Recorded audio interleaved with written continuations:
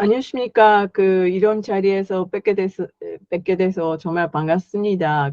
오늘 제가 발표하려고 하는 것은 일본이 갖고 있는 미래라는 거하고 한국이 갖고 있는 미래에 약간 온도차가 있는 부분이 있고, 그래도 사실은 크게 보면 한일만큼 비슷한 이해관계를 갖고 있는 나라가 없고, 또 이제 간접적인 여러 가지가 있고 또 역사도 있고 뭐 좀 복잡한 게 계속 있겠지만, 결국은 한일 간에 있는 큰 선택은 우리가 같이 나갈 것인가, 또 특히 일본한테는 대한민국의 가치가 북한이란 문제가 계속 있는 동안에 민주화되면서 자본주의의 대한민국이 계속 좋은 관계로 있는 게 우리한테 이익이 될까? 과연 계속 끊임없이 싸우다가 또 갑자기 있고 북한의 안보적인 협의라든지 뭐 여러 가지에 혼자서 뭐 아마 미국도 미국대로 있지만 대적할 것인가는 큰 결단이 될 것 같습니다. 하여튼 일단 원래 개발 경제학 중심으로 해온 사람으로서는 북한이 언젠가 국제사회에 복귀하게 되면 사실은 북한이 미안한다, 고맙다, 그렇게 안 해도 받을 수 있는 돈이 일본에서 즉시 나가는 돈이 아닙니까? 그래서 그런 사태가 갑자기 뭔가 생기기 전에 한일 간 관계가 굉장히 단단하게 민주주의의 자본국가답게 국민들의 그라스루트에 깊은 연결이 있어야 자연스럽게 나갈 수 있는 거 아닌가. 그거하고 연결돼서 몇 개 좀 말씀드리자고 합니다. 그래서 하여튼 저희가 지금 한일 간 경제가 지금 직면하고 있는 변화는 커다란 변화가 될 것 같습니다. 하여튼 대한민국이 오랫동안 발전 기조로 됐던 자유무역이 앞으로 어떻게 될지 상당히 지정학적인 리스크도 있고 안보 논리가 갈수록 또 감력하게 돼 있기 때문에 옛날에 저희가 경제학 학생 했었을 때처럼 자유화되면 시장이 작동하면서 생산성이 올라갔고 잘 될 거다, 그렇게 나이브하게 하기가 갈수록 어려워지고 있는 것 같습니다. 네, 일본은 일단 어쩔 수 없이 자기네 국내 시장이 계속 위전하기가 어려워지고 나서는 다른 나라랑 한국에 해온 FTA라기보다 훨씬 더 룰 베이스로 주구해가지고 소위 라이크 마인드드 그룹 그거를 연결시켜가지고 나가려고 했었고, 그게 조연적인 사례가 TPP 반대평양 경제 연규, 그거로 갔다가 해왔습니다. 근데 한국은 어떻게 되면 FDA 전략이 일본보다 앞서서 가 있기 때문에 그런 많은 나라하고 FTA를 맺고 있지만 룰 메이킹 베이스가 돼 있는 건지 상당히 퀘스천이 있는 것 같습니다. 그래서 룰 메이킹 라이크 마인드드 그룹이라는 게 결국은 미국이나 중국이나 자기 국내 시장만 갔다가 룰 메이킹 할 수 없는 사람들 모여가지고 우리말 들어 그렇게 하는 스타일이라서 한국의 TPP 가입이 계속 저는 관심을 좀 갖고 보고 있습니다. 네, 두 번째로서는 상당히 좀 경쟁 환경이 AI도 있고 그래서 달라지기 시작했는 것 같습니다. 네, 언제든지 이노베이션 이야기가 있는데 이노베이션이 어떻게 이제 할까가 문제고, 또 거기에다가 옛날 저희 학교 때 미국이 굉장히 공격했던 소위 산업 정책, 그거 자기네가 많이 시작했고 르르가 상당히 좀 왜곡돼 있는 거는 사실입니다. 그래서 상당히 룰 메이킹이 그 중요하게 돼 있는데요. 이대로 갔다가 하면 그 다음 WTO 룰가 상당히 US, EU, 차이나 중심으로 될 수밖에 없고 그 일본의 TPP 계속 해온 큰 이유는 그러면은 rest of others 그게 그 US, EU, 차이나 아닌 사람들 어떻게 할까? 그래서 그런 거에 대해서 일본, 영국 사이에 영국은 EU를 떠났기 때문에 소위 글로벌 UK 생각하면은 TPP에 가치가 있었고 일본도 UK 정도가 있어야 룰 메이킹 상당히 그 영향이 있지 않을까란 기대를 갖고 있으면서 계속 해온 것 같습니다. 그래서 동산 체제가 앞으로 그 안덕근 교수, 안덕근 지금 장관이시죠. 그 오랫동안 그 이야기를 그 하면서 해왔지만 그 상당히 이슈가 될 수밖에 없는 것 같습니다. 또 특히 라이크 마인드 그룹은 결국은 그 IPR 지적 제작권 또 데이터 어떤 것보다 데이터 룰가 어떻게 될까가 제조업 중심으로 해도 제조업 뭐 갈수록 한국이나 일본 같은 그 고수준의 그 제조업은 완전 데이터 중심으로 될 수밖에 없는 건데 데이터 룰가 상당히 중요한 것 같고 그러면 그 여러 가지 그 토론이 해야 되는 게 있고 한국은 그 외환 위기 때부터 계속 그 제조업이 세계화 시켜가지고 발전해 왔기 때문에 상당히 아직도 많은 사람들이 나이브하게 그 수출 중심에 제조업 중심에 그 성장 전략을 좀 갖고 있는 분들이 그 많은데 앞으로 옛날의 구조를 그대로 갖다가 하기가 많이 어려워질 것 같고 일본은 그 자기네 그 국내 시장 중심으로 해온 여러 가지 이노베이션이 한계가 있다. 또 그거는 상당히 그 컨센서스이 생겼는데 아직도 움직임이 좀 그 속도가 모자라는 게가 참 많습니다. 그래서 어떻게 되면 한일 간의 그 관계가 굉장히 좋은 그 관계가 돼 있는 게 그 한국한테는 일본은 상당히 좀 그 안전적인 시장을 제공할 수가 있는 겁니다. 예를 들어서 그 지금 한국이라고 하면은 일본 많은 국민들한테는 반도체니 뭐 아니면 에너지 그 옥시젠이 그런 이야기 하는 사람이 많지도 않고 완전 한류에 미쳐 있는 겁니다. 그래서 한국이라는 나라는 어떻게 되면 제조업 대국보다 일본 사람들한테는 엔터테인먼트 대국이거든요. 그래서 상당히 좀 서비스업이 잠재력도 있고 서비스업이 그 이노베이션이 이제 그 잠재력이 있다고 봐야 될 것 같습니다.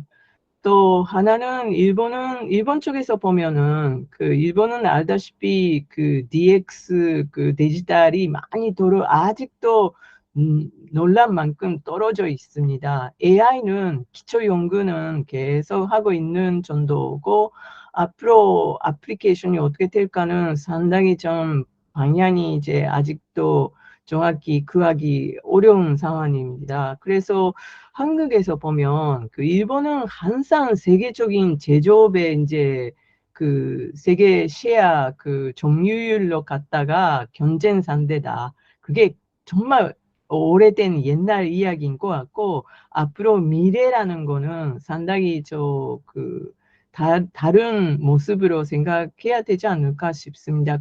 또 테크놀로지는 또 많이 달라지기 시작했고요. 또 지금 저희가 뭐 보고 있는 어떻게 되면 불편한 사실은 라이즈 오브 차이나죠. 근데 지금 많은 그 산업에 대해서 중국은 압도적인 경쟁력을 갖게 된 겁니다. 그 옛날에 한국이 그 중국하고 어느 정도 분업이 잘 돼 있었고 또 제조업 중심으로 국제 분업 네트워크, 생산 네트워크를 그 마련해 왔지만 이제 중국이 그 많은 대량 생산 제조업에서는 한국보다 압도적가 있다는 거죠. 더 훨씬 더 경쟁력이 있다는 거죠. 그래서 그 예산보다도 그 일찍 한국 중국 무역이 한국 측이 적자가 됐고, 그래서 상당히 하도 중심의 생각에 그 한계가 있다고 볼 수밖에 없는 것 같습니다. 그러니까 중국은 결국은 그 규모의 그 사이즈가 있기 때문에 모든 게 가능하다라는 거죠. 그 특히 앞으로 이노베이션 리소스로서는 그 사이버라든지 또 그 가상 동화 크립토커런시라든지 또 그 안보, 군사 그쪽에 기반으로 그 갈 수가 있는 나라이기 때문에 그 한일 간하고 상당히 좀 다른 그 자원이 있는 것 같습니다.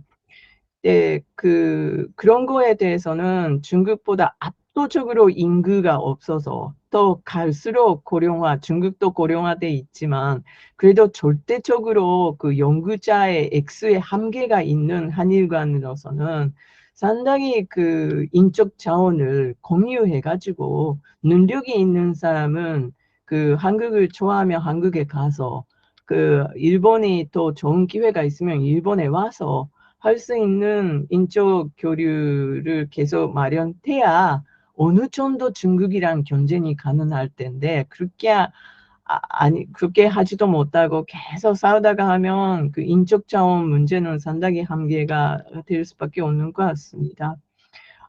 그리고 또 그렇게 할 수 있는 그 지난번에 한중일 그 회의에서도 그 인적 자원, 그 인적 교류를 계속 확장시키자.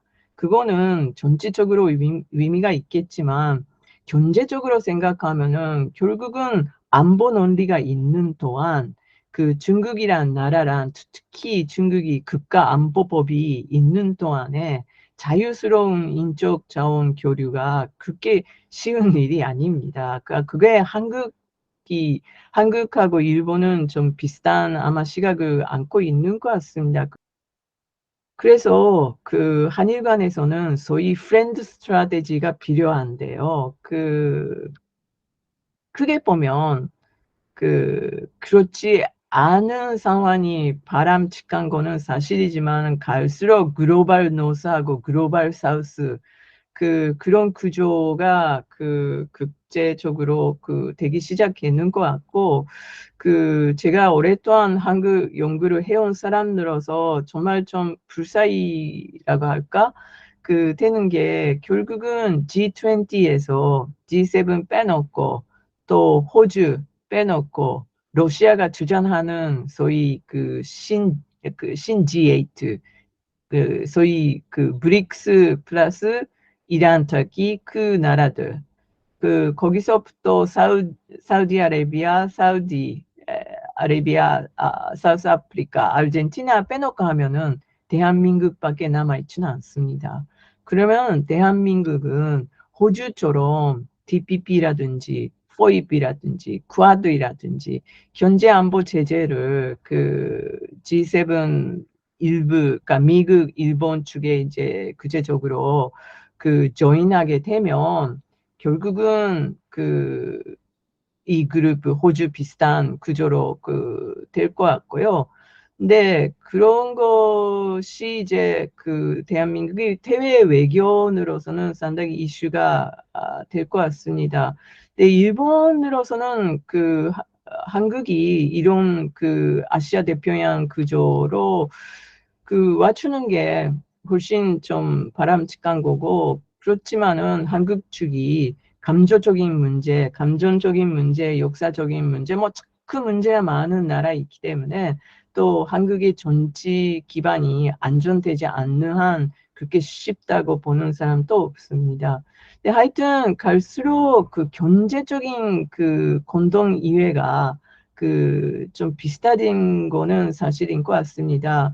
일단 글로벌 밸류 체인이라는 것이 이제 결국은 브랜드 사이에서 하게 될 수밖에 없는 것 같습니다. 특히 반도체가 그 한국의 그 이슈가 돼 있는 또한 결국은 그 신뢰감이 있는 나라밖에 이제 그 GVC를 좀 마련되기가 어려운 시대가 된 거 아닌가 싶습니다. 갈수록 그 반도체 이외에도 자동차 또 한일이 그 모든 큰 회사들은 미국에 갈 수밖에 없는 거 아닙니까?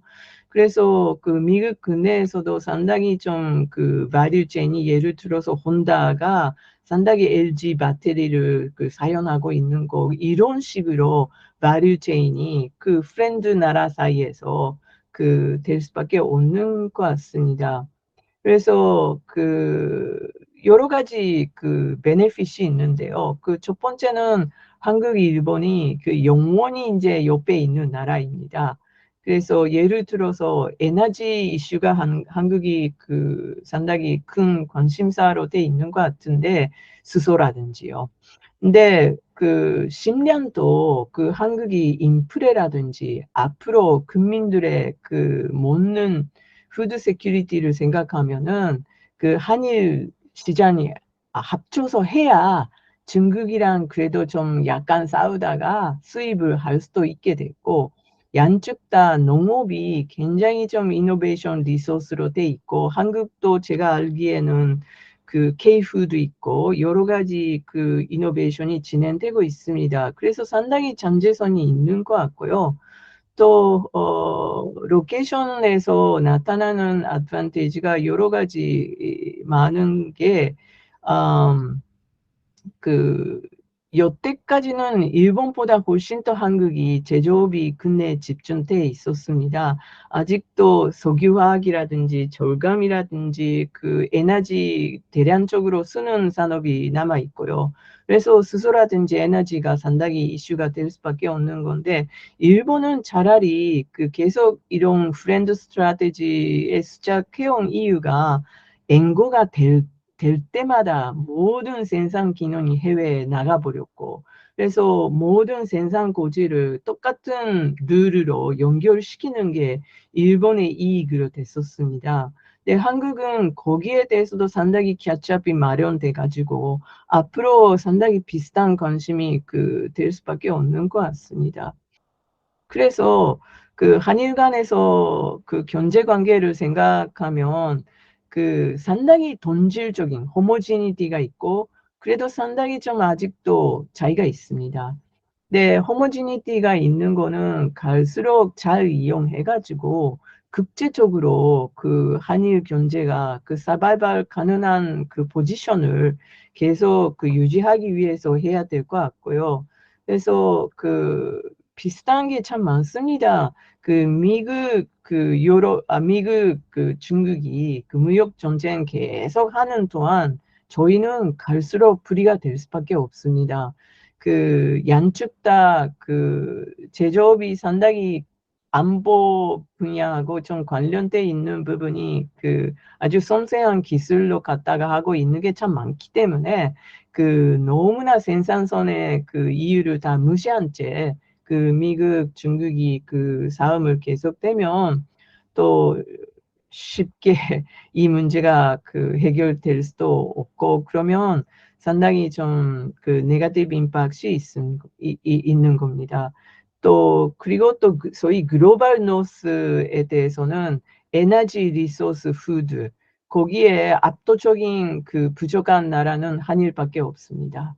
유럽 쪽은 에너지도 어느 정도 있고 유럽의 저 신대한 그 글로벌 체인이 확실히 있었고, 네, 미국, 중국 그 말할 도 없고 그런 게가 있습니다. 그리고 또 아까 말씀드린 대로 그 인적 자원이 굉장히 좀 중국 그 다음에 인디아도 와 있는데 그런 큰 나라들이란 그래도 그 고수준의 인적 자원을 계속 유지해야 된다고 그러면 상당히 협력의 여지가 많습니다.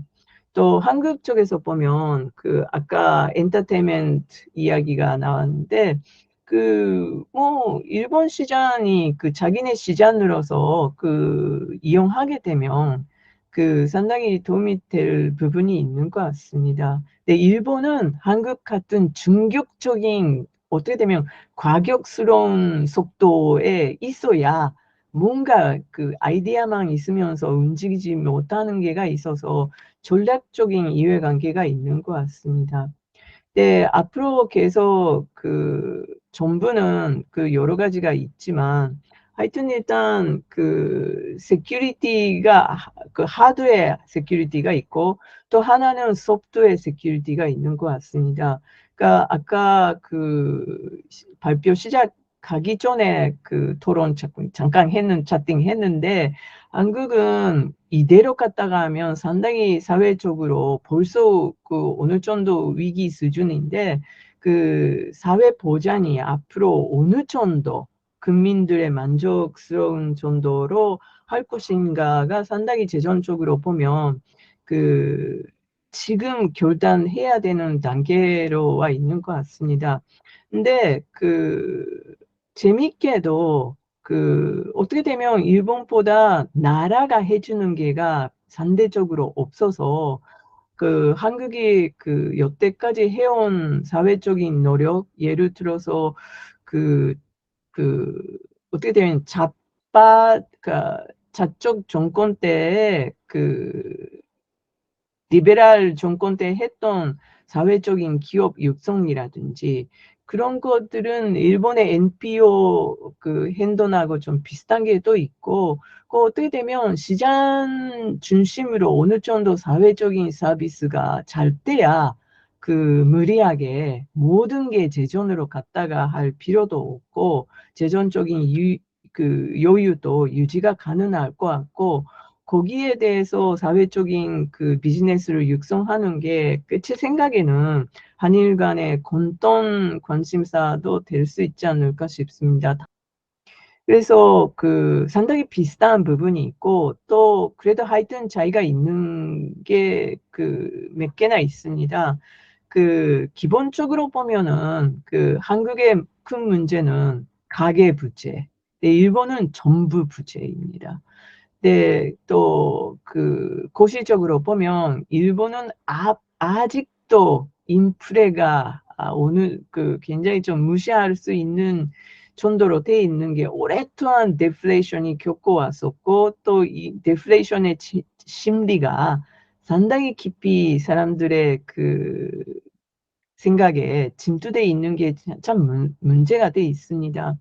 네, 한국은 차라리 반대 그 임금이 갈수록 올라갔고 또 인플레 기미도 계속 있고 그 반대인 것 같습니다.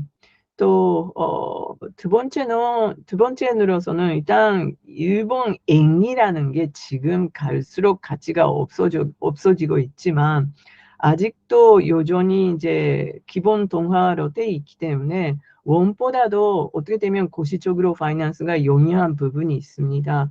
근데 굉장히 그 전체적인 가버넌스가 없어서 앞으로 일본하고 미국의 재정이 어떻게 가능할지는 굉장히 퀘스천이 돼 있지만 그 원하고 좀 약간 차이가 있습니다. 그리고 또 그 인구적으로 보면은 일본의 그 베이비 부마 세대는 벌써 일본 말로는 후기 고령자, 그러니까 75 이상이 됐습니다. 그래서 어떻게 되면 고령화 문제는 다 지나가는 도중인데 한국은 저희 세대가 지금부터 직면하는 문제가 되겠습니다. 그래서 이런 것들이 있었고, 또 DX는 상당히 좀 수준이 달라지고, 한국이 어떻게 관점으로서는 앞으로 모든 사회적인 서비스 행정을 포함해서 상당히 DX 중심으로 할 수 있는 그 포텐셜이 많다고 봅니다. 요새 저 라인 때문에 너무 시끄러운 일이 시끄러운 일들이 많지만, 일본에서 가장 큰 문제가 있는 게 라인이 완전히 사회적인 인프라가 됐고 행정 서비스만 해도 라인으로 갔다가 하고 있는 것입니다. 그래서 그 상당히 개인적인 정보에 대해서 신경 쓸 수밖에 없는 게 있고 그게 전형적인 그 경제 교류가 시작했다고 봐야 될 것 같습니다. 그리고 또 나머지는 북한이 앞으로 어떻게 될 것인가는 아마 전 세계에서 가장 관심이 있는 나라가 일본, 한국입니다. 한국은 당연히 자기네 문제고, 일본은 그 다음에 안보적인 협의로 돼 있는 것도 사실이고, 전체적으로 소위 이제 납치 가족들의 문제가 일본이 그만큼 국민 간접 문제가 된 적은 없습니다. 그래서 상당히 북한 문제는 있을 것 같고, 또, 그래서 지금 여태까지 제가 말씀드렸던 게 간단하게 되면 이렇게 볼 수가 있는 것 같은데요. 한국은 아직도 일본보다 훨씬 더 제조업 중심으로 돼 있습니다. 일본은 뭐 벌써 아마 23년이 되면 이렇게까지 엔저가 되면서도 제조업이 수출이 그렇게 잘 되는 것도 아니고, 다만 너무나 해외 생산이 많기 때문에 엔저가 되면 될수록 회사 이익 자체는 계속 늘어났고, 그래서 주가는 계속 올라가고 있습니다. 그래서 좀 약간 구조적인 차이가 있고요. 그리고 또 무역 의존도 또 한국하고 일본은 좀 약간 역시 수출 쪽에서 보면 차이가 있습니다. 그래서 일본의 수출이 아무리 해도 그렇게 한국처럼 강력한 국제 경쟁력이 있는 것도 아니고, 그게 엔조가 되든 엔고가 되든 이제 무역이 저희가 상당히 위기감을 갖고 있는 게 오랫동안 엔저가 되면 어느 정도 당분간의 문제가 해결돼 있기 때문에 갈수록 제조업의 이제 경쟁력의 기반이 약해지고 있다. 그거는 한국의 소위 피크 코리아 상대하고 좀 약간 다른 부분이 있습니다. 그게 소위 포춘 500개 회사 그거를 보여주고 있는데요. 역시 이것도 보시면 한국에 상위가 돼 있는 16개 회사가 포춘 500개 회사 안에 저 한국은 있는데 거의 제조업입니다. SK 에너지를 빼놓고 하면은 완전 제조업 중심으로 돼 있는데, 일본은 토요타 혼다가 약간 있긴 하지만 나머지는 종합 3사. 종합 3사는 갈수록 지금 이익이 늘어나고 있지만, 또 나머지는 소위 메가뱅크, 파이낸스, 보험 그쪽이 좀 많기 때문에 구조적으로 좀 차이가 있습니다. 그러니까 한국의 보도가 소위 이제 특히 기존 메디아에서는 항상 우리가 좀 일본하고 제조업으로 갔다가 막 경쟁하고 있다. 그런 시대는 벌써 20년 전엔 다 끝났는데, 아직도 그런 이미지가 상당히 좀 큰 거는 좀 어떻게 되면 아쉬운 일인 것 같습니다. 그래서 한일 간 경제는 앞으로 상당히 다른 환경에서 다른 생각으로 갔다가 또 다시 만들 수밖에 없는 것 같고, 옛날에 일본이 있었고 캐치업 코리아가 있었던 시대는 완전히 끝났고요. 그래서 갈수록 한국의 코스트가 어떻게 되면 일본보다 비쌉니다. 임금도 일본보다 비싸고, 또 부동산도 일본보다 비쌉니다.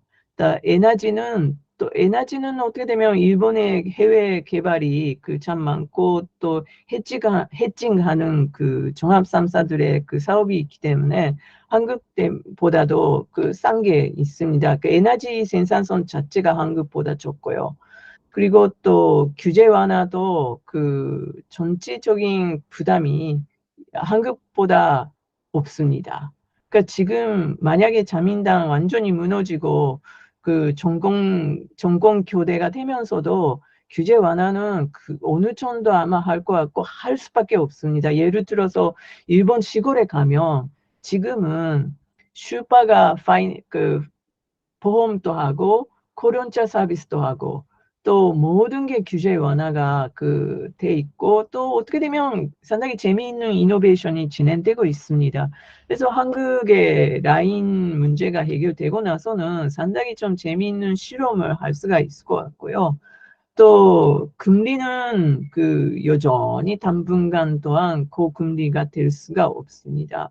그래서 그 한국 투자가들도 그 엔조 때문에 또 그 일본의 주식을 좀 샀던 분들은 굉장히 이익이 된 거죠.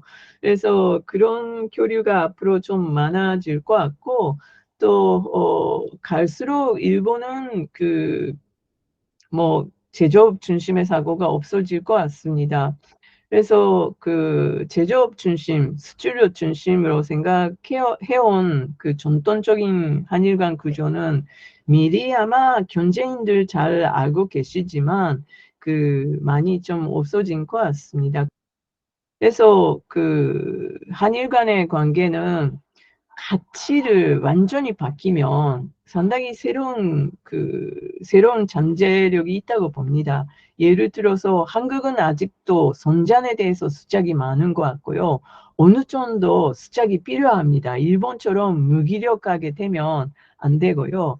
근데 다만 그 모든 선진국의 가치는 선전만 생각하는 시대 다 끝났고 소위 환경 중심의 사스테나빌리티, 지속성이 중심으로 될 수밖에 없는 것 같습니다. 거기에다가 그 상당히 비슷한 점하고 상당히 다른 점을 좀 적당하게 하면서 나갈 수 있는 길이 있는 것 같고, 예를 들어서 그 수소가 요새 이제 많이 이제 이슈가 돼 있는데, 그 한국은 어떻게 되면 지진도 없고 정말 뭐 그 일본은 언제든지 지진이 있고 아스퀘이크 있고 그 어떻게 될지 그 상당히 걱정스러운 게 많죠.